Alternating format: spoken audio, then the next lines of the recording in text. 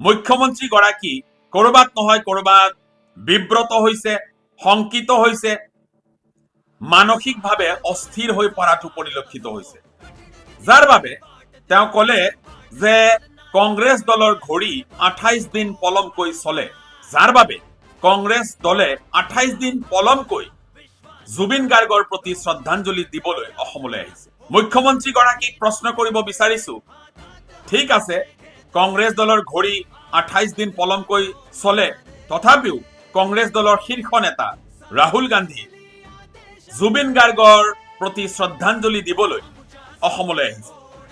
এবাৰ আপুনি ৰাজহুৱা কৰিব লাগে যে আপুনি যিটো দলক প্ৰতিনিধিত্ব কৰি মুখ্যমন্ত্ৰী আসন শুৱনি কৰি আছে, সেই দলৰ কোন কেইগৰাকী শীৰ্ষ ৰাষ্ট্ৰীয় পৰ্যায়ৰ নেতা বৰ্তমানলৈ অসম ভ্ৰমণ কৰিলে মৰমৰ শিল্পীগৰাকীক শ্ৰদ্ধাঞ্জলি জ্ঞাপন কৰিবলৈ অসমবাসীয়ে জানিব বিচাৰিছে।